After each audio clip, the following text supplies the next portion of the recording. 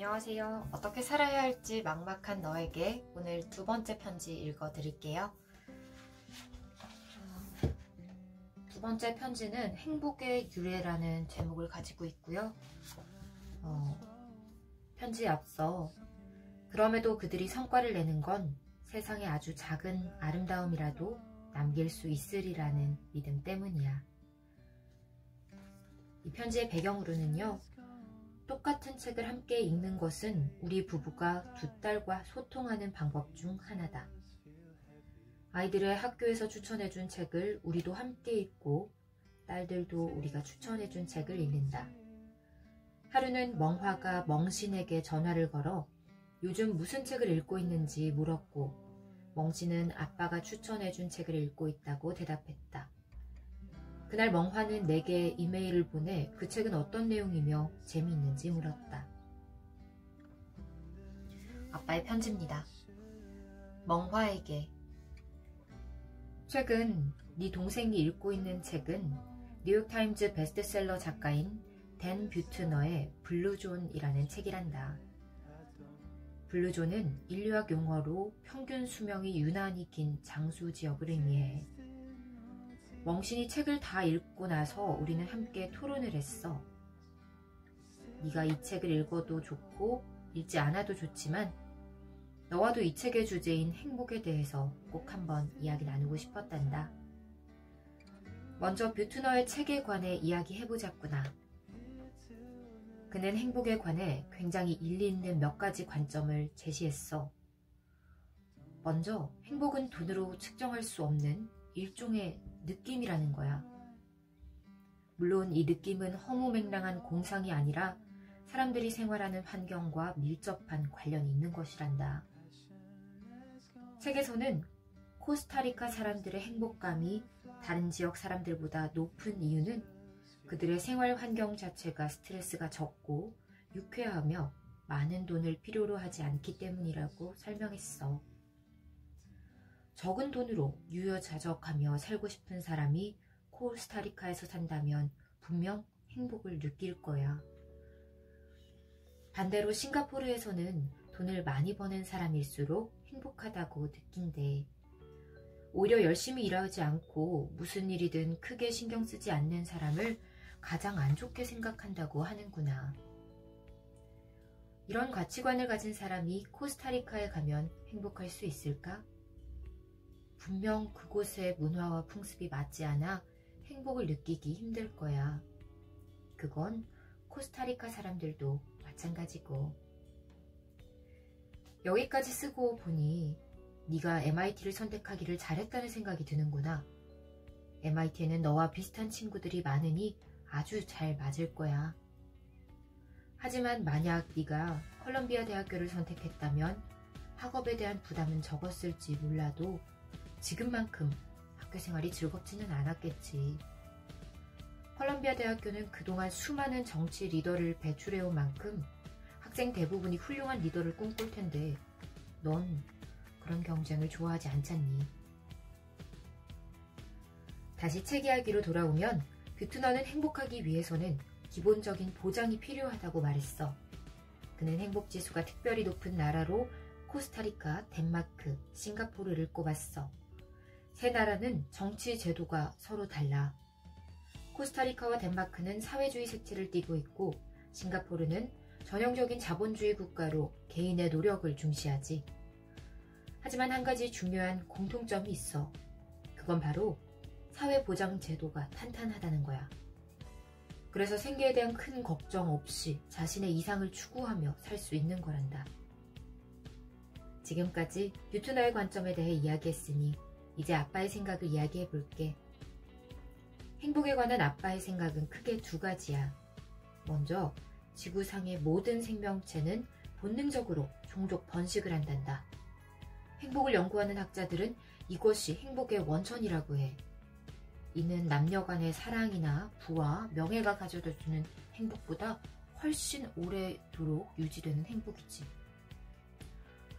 사람도 다른 생명체들과 마찬가지로 유전자 계승에 대한 사명을 지니고 있고 그래서 자신의 생명이 유전자를 통해 세대를 거듭하며 계속 이어지는 것을 보면 자기도 모르게 행복을 느낀단다. 그러나 이런 행복은 어느 동물이나 느끼는 것이고 사람은 더 높은 차원의 행복을 추구해. 그것은 바로 자신의 존재와 행위를 통해 이 세상에 발자취를 남길 때의 행복이야.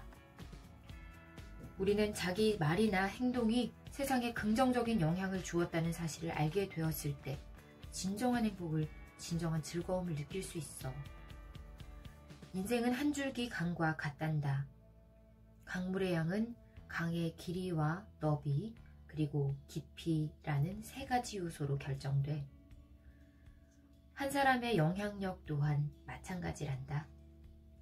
현재 많은 사람에게 큰 영향을 미친다고 해도 오래도록 영향력 있는 사람으로 남는다는 보장이 없고, 긴 강줄기처럼 미미하지만 오랫동안 영향력을 발휘하는 사람도 있단다. 둘 중 어떤 강의 물이 더 많은지는 정확히 알 수 없지만 나는 후자의 강을 더 선호한단다. 아무리 오랜 시간이 흘러도 끊이지 않고 굽이굽이 흘러가기 때문이야. 모차르트는 이미 2세기 전에 세상을 떠났지만 여전히 세계 곳곳에 많은 사람들이 그의 고향인 잘츠부르크를 찾는단다. 베토벤, 미켈란젤로, 뉴턴도 마찬가지야.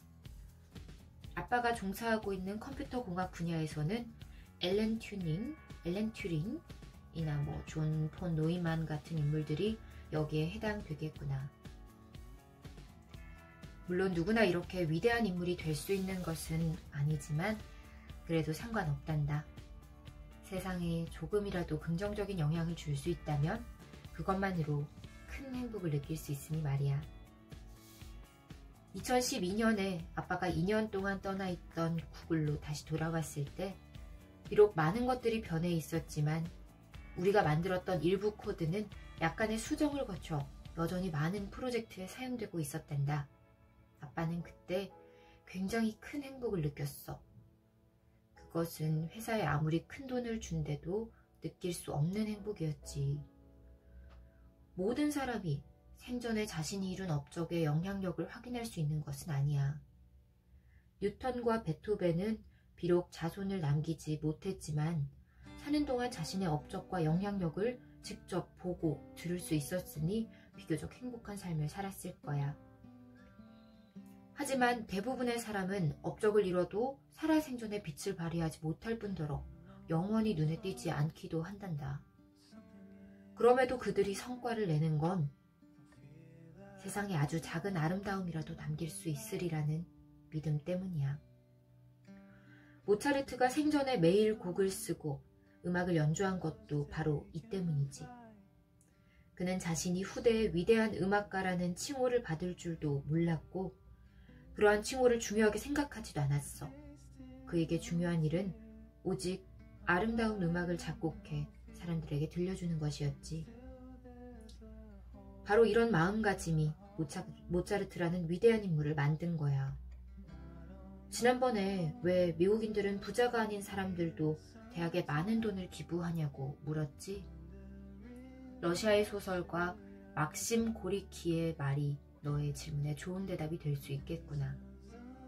주는 것은 받는 것보다 훨씬 즐거운 일이다. 대학이나 병원 혹은 자선단체에 돈을 기부하는 이유 역시 그들이 베푸는 즐거움을 알기 때문이야. 그들은 이러한 기부가 자신 자녀들에게 유산을 물려주는 것보다 즐거운 일이라고 생각해. 자신이 돈이 더 깊고 넓고 길게 영향력을 미치는 방법을 아는 거지. 오원은 인류의 모든 노력의 목적은 행복을 얻기 위한 것이라고 말했어. 사실 우리가 많은 일을 하는 이유도 바로 이 목적 때문일 거야. 아빠는 네가 무슨 일을 하든 행복이 삶의 이유이자 목적임을 잊지 말았으면 해. 아빠가. 오늘도 2번째 편지 읽어보았습니다. 부족한 점이 많겠지만 점점 더 발전되는 모습 보여드리도록 할게요. 고맙습니다.